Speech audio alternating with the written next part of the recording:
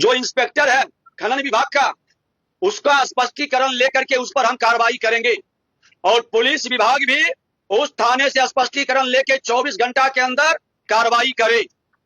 Police की गैर जिम्मेदारी और लापरवाही का खामियाजा खनन विभाग कभी नहीं स्वीकारेगा। जिस थाना क्षेत्र के अंदर बालू का ट्रैक्टर गुजरता है वहां सभी थाने में सीसीटीवी कैमरा लगा है।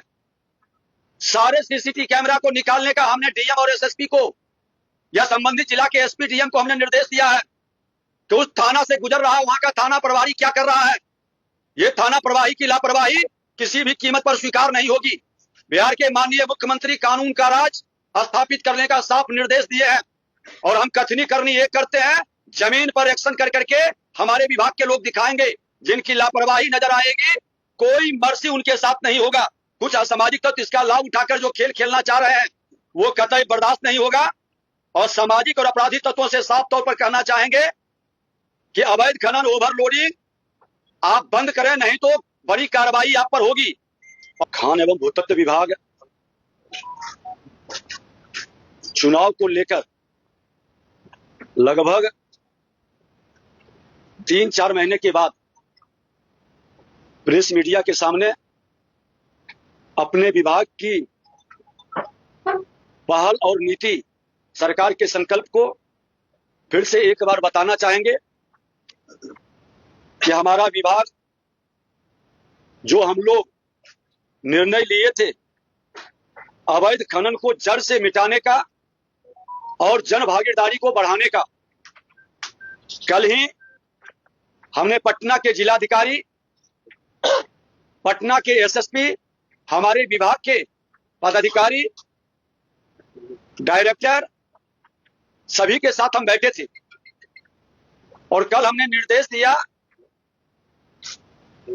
कि ये लोगों की थोड़ी सी फिर मानसिकता जो अवैध खनन की ओर खास करके ट्रैक्टर के द्वारा होता है उस पर सख्ती होनी चाहिए। पूरी मॉनिटरिंग विभाग के द्वारा किया गया। हमारे सेक्रेटरी और डायरेक्टर भी कल पूरी तरह से सजगता के साथ डीएम और पटना एसपी दोनों के नेतृत्व में संयुक्त बैठक कर छानबीन कर त्वरित कार्रवाई का निर्देश दिया। उसका असर रात लगभग 1:30 बजे जिला प्रशासन और विभाग के अधिकारियों के संयुक्त टीम ने सघन छापेमारी की। इस क्रम में पाटलिपुत्र रेल परिसर के पास बालू मंडी बनाकर अवैध बालू बिक्री करते हुए पाया गया। वहां अवैध बिक्री में जुटे 28 ट्रैक्टर को टोली सहित जब्त किया गया। उक्त सभी वाहनों के मालिक के विरुद्ध दीघा थाने में एफआईआर भी किया गया है और एफआईआर की कॉपी भी उपलब्ध है। सभी 28 ट्रैक्टर पर बिहार खनिज नियमावली 2019 के तहत 56(a) के उल्लंघन के विधि सम्मत कार्रवाई की जाएगी। नियमावली के नियम 56(2) में अवैध खनन, परिवहन और बिक्री के लिए दंड और वसूली का भी प्रावधान है। इन नियमों के आधार पर जब्त किए गए ट्रैक्टर पर कुल 32 लाख रुपए का दंड अधिरोपित किया जाएगा। भोजपुर जिले के चांदी थाने में भी ऐसा ही एक सघन छापेमारी अभियान चलाया गया विभाग की ओर से, जिसमें अवैध बालू बिक्री में संलिप्त 9 ट्रैक्टर टोली को सीज कर एफआईआर दर्ज किया गया। विभाग के मंत्री के रूप में हमने कई बार स्पष्ट कर चुके हैं, सरकार की नीति और नीयत साफ है।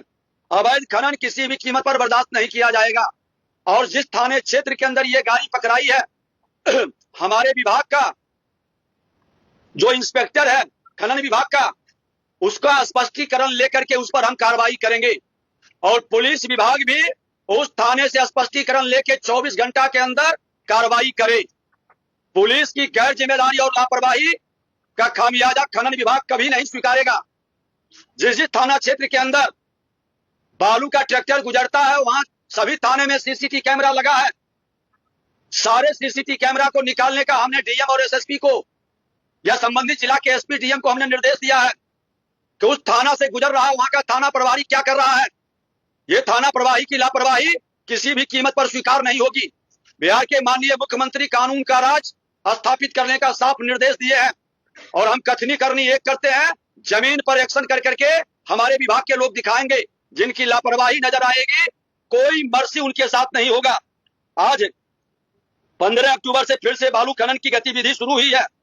आचार संहिता और पूरा चुनावी प्रशासन के कारण थोड़ी सी कहीं न कहीं इसमें निष्क्रियता या ढिलाई रही, लेकिन हमने फिर से कुछ असामाजिक तत्व इसका लाभ उठाकर जो खेल खेलना चाह रहे हैं वो कतई बर्दाश्त नहीं होगा। और सामाजिक और आपराधिक तत्वों से साफ तौर पर कहना चाहेंगे कि अवैध खनन, ओवरलोडिंग आप बंद करें, नहीं तो बड़ी कार्रवाई आप पर होगी। और मीडिया के लोकतंत्र के चौथे स्तंभ को भी संज्ञान में किसी भी हिस्से में अवैध खनन, परिवहन, बिक्री का मामला आता है तो मैं अपने बिहारी योद्धा जो कि ओवरलोडिंग, अवैध खनन का गाड़ी पकड़वाता है 10,000 रुपए का इनाम देते हैं। हमारे YouTuber, social media, press media के लोग जिनके द्वारा इस तरह के सूचना देने पर वह पकड़ा जाएगा, हमारा ऑपरेशन सफल होगा, हम उनको भी पुरस्कृत करेंगे।